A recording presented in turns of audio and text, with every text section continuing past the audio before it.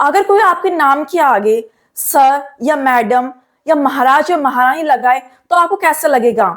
बहुत अच्छा लगेगा। कोई आपको नामों से बुलाता है, नाम के आगे ये टाइटल यूज करता है तो आपको बहुत फीलिंग अच्छी आती है। पर क्या हमारी कंट्री में, हमारे इंडिया में नाम के आगे टाइटल यूज करना वैलिड है? तो इसका आंसर है नहीं। क्यों नहीं? ये हम आज के टॉपिक में पढ़ेंगे, जो हमारा टॉपिक है आर्टिकल 18। So hello everyone. नाम के आगे टाइटल सबको अच्छा लगता है, पर ये टाइटल लगाने से क्या आपको लगता नहीं है कि इनइक्वालिटी हो जाएगी? किसके आगे सर लगेगा, किसके आगे नाम के आगे सर नहीं लगेगा? ठीक है, तो इसी के ऊपर आर्टिकल 18 बनाया गया था। आर्टिकल 18 बोलता है कि article 18 says it's prohibits the state from conferring any title accept in form of military and academic achievement. यानी कि आप अपने नाम के आगे कोई भी टाइटल यूज नहीं कर सकते, पर अगर आप दो फील्ड से बिलोंग करते हैं, यानी कि मिलिट्री से and academic achievement. Academic achievement का मतलब जैसे आप डॉक्टर हैं, इफ यू परस्यूड MBBS और any medical degree, so you can use doctor. अगर आप इफ यू आर CA तो you can use CA, CA ABC। ठीक है, आप इंजीनियर हैं, इंजीनियर यूज तो नहीं करते पर आप यूज कर सकते हैं। अगर इंजीनियर है तो आप अपने नाम के आगे टाइटल यूज कर सकते हैं। डॉक्टर यूज करते हैं। अगर मिलिट्री से हैं, जैसे मेजर, मेजर XYZ या कर्नल ABC। ठीक है, अगर आप इन दो फील्ड में हैं, मिलिट्री में है या एकेडमिक कोई आपकी अचीवमेंट है जिसमें आपको टाइटल यूज करना कंपल्शन बन जाता है, जैसे डॉक्टर अगर नाम नहीं लिखेंगे तो पता कैसे लगेगा कि डॉक्टर है, तो एक डॉक्टर ही अगर यूज कर सकते हैं तो ही आप अपने नाम के आगे टाइटल लगा सकते हैं, नहीं तो आप अपने नाम के आगे टाइटल यूज नहीं कर सकते हैं। ठीक है, ये प्रोहिबिट था हमारे इस आर्टिकल 18 के थ्रू। क्यों था? बिकॉज जैसे मैंने मेंशन किया, because it creates inequality among the citizen of India. और इनइक्वालिटी हमें प्रैक्टिस नहीं करनी है, जो हम आर्टिकल 14 से पढ़ते आ रहे हैं कि किसी भी फॉर्म में इनइक्वालिटी नहीं होनी चाहिए, चाहे आपस के इंडिविजुअल्स में हो या लॉ के थ्रू हो या गवर्नमेंट के थ्रू हो, तो इनइक्वालिटी प्रैक्टिस नहीं होनी चाहिए। सो इनइक्वालिटी रिमूव करने के लिए, कि इनइक्वालिटी ना हो, इनफेरिटी ना हो, सो हम कोई भी टाइटल यूज नहीं करते हैं accept in the form of military and academic achievement. आप इन दो फॉर्म्स में अपने नाम के आगे टाइटल यूज कर सकते हैं। ठीक है, अब पहले अगर आप मूवीज देखेंगे, पुराने जमाने की मूवीज देखेंगे, 50s की मूवी देखेंगे, तो उसमें राय साहब, दीवान साहब यूज होता था। अब आप बोलेंगे कि उस मूवीज में तो यूज होता था, जब तो किसी ने कोई एक विरोध नहीं करा कि why are using the titles like Diwan Sahab और राय साहब, और दे एक्चुअली आर। पर ऐसा जो नाम था वो हमारे जो अंग्रेज थे, ये अंग्रेजों ने नाम दिया था just to create the inequality among the people. एक को बहुत हाई कर दिया, एक को बहुत लो कर दिया। जैसे आपने लगान मूवी देखी होगी, ठीक है, लगान मूवी में क्या था, एक उसमें बना देते हैं कि वो होता इंडियन है, गांव का प्रधान बना दिया, तो उसको एक राय साहब दे दिया कि आपके अंडर में ये गांव आता है तो आपको लगान वसूलना है। ठीक है, होता वो इंडियन ही है, जस्ट क्या डिवाइड एंड कॉन्कर वाला रूल था, डिवाइड एंड रूल। ये अंग्रेजों की नीति थी कि you have to divide the people and you have to rule them. तो इसलिए उन्होंने ये टाइटल्स लाने शुरू करे कि जिससे लोगों में इनइक्वालिटी है, आपस में लोग लड़ने लग जाएं। ठीक है, तो जितनी भी आप पुरानी मूवीज में देखेंगे आपको समझ में आएगा कि जस्ट जो बहुत ही एक पोस्ट पे थे, बहुत अमीर थे, जिनको फायदा था, just to give them the title irrespective of the field they are working in. ठीक है, चाहे उनको वर्क हो या ना हो, उनको एक टाइटल दे दिया जाता था। पर आर्टिकल 18 कहता है हमारा इंडियन कॉन्स्टिट्यूशन का कि आपको किसी भी फॉर्म में टाइटल एक्सेप्ट नहीं करना है नाम के आगे, जस्ट वो मिलिट्री एकेडमिक अचीवमेंट है तो you can use the name titles, but apart from that you cannot use the titles like sir, madam, maharaj, maharani, XYZ. okay, so अब एक ये आता है कि जो अवार्ड्स होते हैं, अब आप देखेंगे अवार्ड्स मिलते हैं, जिससे पद्म भूषण मिला, पद्म श्री मिला, ठीक है, भारत रत्न मिला। तो ये बहुत से बोलते हैं कि अपने नाम, जैसे आपने स्पीच भी देखी होगी, या कहीं कहीं लोग जो होते हैं नाम की, जिनको पद्मश्री मिलता है या पद्म विभूषण मिलता है, तो वो नाम बोलते कि पद्मश्री XYZ। सो ये अवार्ड्स हैं, ये टाइटल नहीं है। You can't use these awards as a title. आप इन अवार्ड्स को अपने नाम के आगे यूज नहीं कर सकते हैं। एग्जाम्पल, एक साउथ का एक्टर है, उन्हें पद्मश्री मिला। अच्छा, उन्होंने घर बनवाया तो अपने घर के आगे नेम प्लेट लिखा कि पद्मश्री XYZ, जो उनका नाम था। तो वहां के लोगों ने कंप्लेन करी और उनको एक लेटर दिया, उनको लेटर मिला गवर्नमेंट की तरफ से कि यू कांट यूज ये award as a title according to the article 18। Under the article 18 के थ्रू आप, ये बोलता है हमारा आर्टिकल 18 कॉन्स्टिट्यूशन, ये बोलता है कि आप अवार्ड्स को एज अ टाइटल यूज नहीं करेंगे। नाम के आगे टाइटल आप नहीं लगाएंगे कि पद्मश्री ABC या पद्म विभूषण या भारत रत्न। ये अवार्ड्स हैं, आप बता सकते हैं, आप अपना जो अवार्ड मिला है वो लगा सकते हैं अपने रूम में, या लोगों को बता सकते हैं कि मुझे पद्मश्री मिला, मुझे ये मिला, बट आप टाइटल यूज नहीं कर सकते हैं पब्लिकली। ठीक है, लोगों को बताने के लिए आप बता सकते हैं, पर आप पब्लिकली ऑफिशियली अपने नाम के आगे कोई भी टाइटल यूज नहीं कर सकते हैं। सिर्फ इन 2 केसेस में आप यूज कर सकते हैं, अवार्ड्स भी आप नहीं यूज कर सकते हैं। ठीक है, अब इसमें भी 2 क्लॉजेस हैं, आर्टिकल का 18 क्लॉज 2 और 3। अब आप सोचेंगे कि चलो ठीक है, हम अपने इंडिया में अपने नाम के आगे कोई टाइटल यूज नहीं कर सकते हैं, पर अगर कोई फॉरेन कंट्री हमें कोई नाम देना चाहती है, हमें सर या ऐसा कुछ नाम देना चाहती है, तो क्या हम वो टाइटल एक्सेप्ट कर सकते हैं? तो इसका आंसर भी क्या है? नो। ये आर्टिकल 18 सब क्लॉज 2 ये कहता है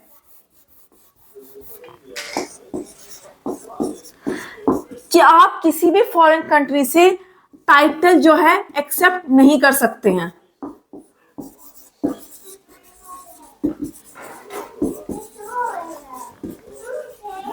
ठीक है, अगर कोई फॉरेन कंट्री है, इंडिया के अलावा जो भी बाहर की कंट्रीज हैं, अगर वो कोई टाइटल देना चाहती हैं हमें, किसी भी सिटीजन को, तो आप वो टाइटल एक्सेप्ट नहीं करेंगे। अपनी इंडिया में कोई देना चाहता है जब भी नहीं करेंगे, कोई फॉरेन कंट्री आपको टाइटल देना चाहती है जब भी नहीं करेंगे। बिकॉज क्या ये रीजन है इसका? Because it shift the loyalty.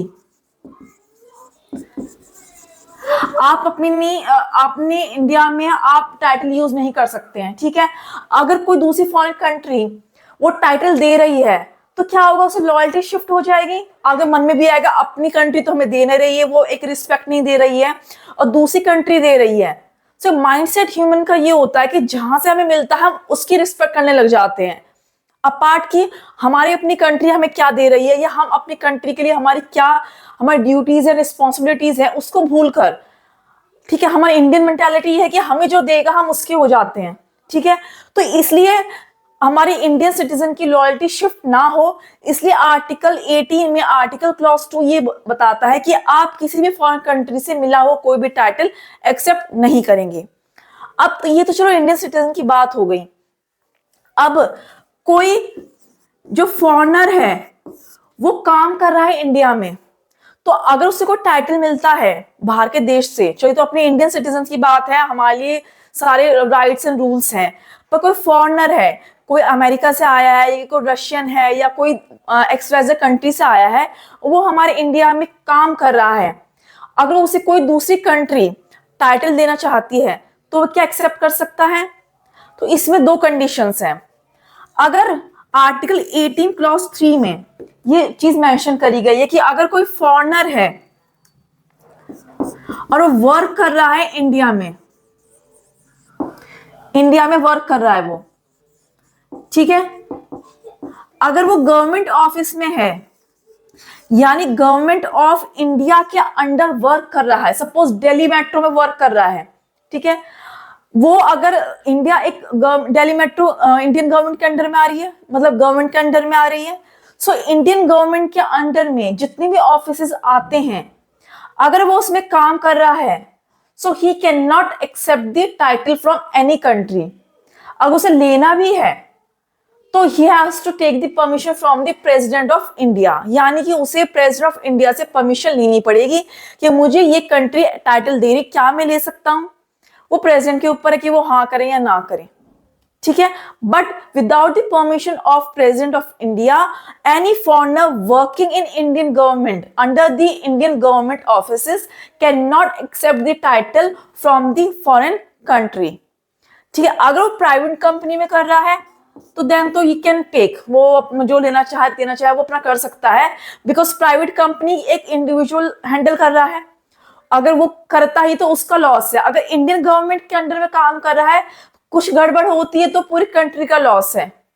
ठीक है। सो अपनी लॉयल्टी शिफ्ट ना हो जाए, अपना कुछ कंट्री का कुछ लीक ना हो जाए, तो इस वजह से लॉयल्टी शिफ्ट ना हो जाए, तो इसलिए हमें जो इसलिए मना किया गया कि कोई फॉरेनर है, ठीक है, वो ऑफिस ऑफ प्रॉफिट में है। यानी कि ऑफिस ऑफ प्रॉफिट का मतलब क्या है कि सपोज दिल्ली मेट्रो में काम कर रहा है, किसी वजह से छोड़ना पड़ जाए या इंडियन गवर्नमेंट उसे हटा दे, तो उसको उसके बदले पैसा मिल जाता है, तो यह ऑफिस ऑफ प्रॉफिट है। ये काम कर रहा है, उसे टाइटल लेना है, ठीक है, फॉरेन कंट्री से। सपोज पाकिस्तान उसे कोई टाइटल देना चाह रही है। अब बीइंग पाकिस्तान हमारा एनिमी है, सबके माइंड में ये है। अगर वो ले लेता है तो माइंड में क्या रहेगा कि हो सकता है कि वो अपने इंडियन गवर्नमेंट की जो सीक्रेट रिवील कर दे।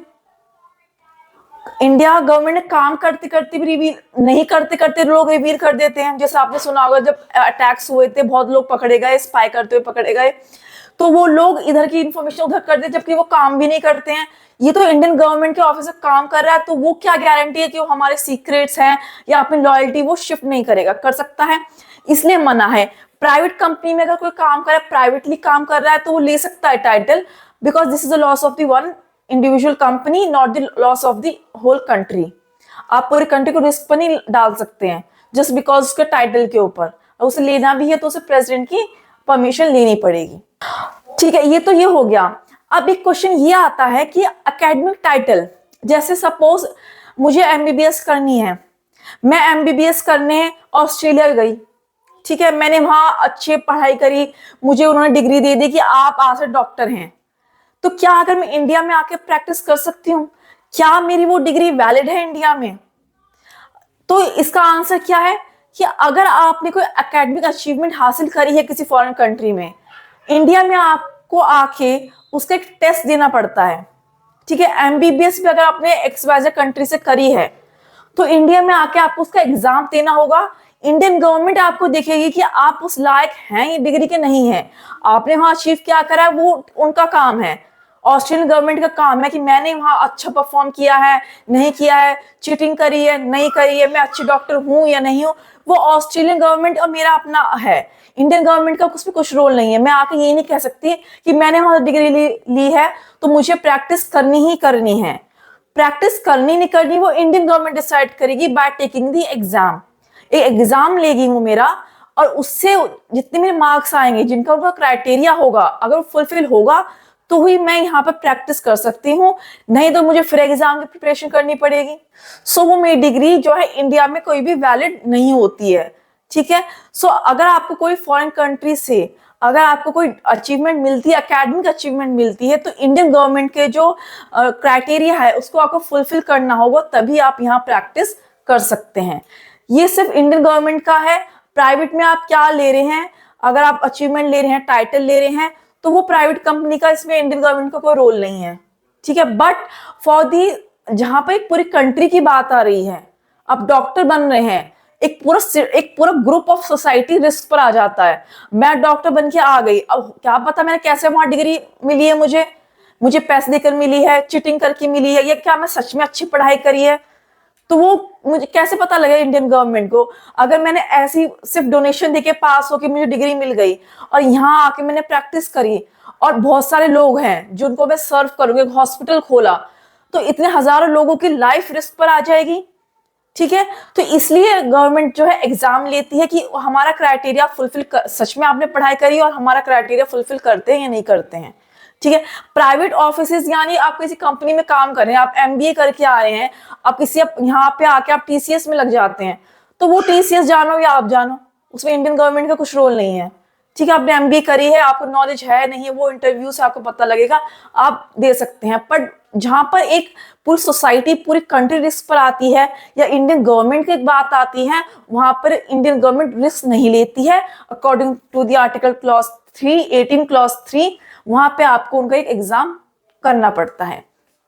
तो ये सब कुछ था आर्टिकल 18 में कि क्या से टाइटल जो आप ले सकते हैं या नहीं ले सकते हैं। ठीक है, एग्जाम पॉइंट ऑफ व्यू से इतना काफी है। इतना ही आप पढ़ने से, अगर आप कोई क्वेश्चन आता है एमसीक्यू में या डिटेल में, तो आप इतना ही पढ़ेंगे तो आप you can answer the question. तो आई होप आपको जो आज का हमारा टॉपिक था आर्टिकल 18 समझ में आया होगा। अगर कोई डाउट या क्वेश्चन है तो आप कमेंट सेक्शन में जाके पूछ सकते हैं। Thank you.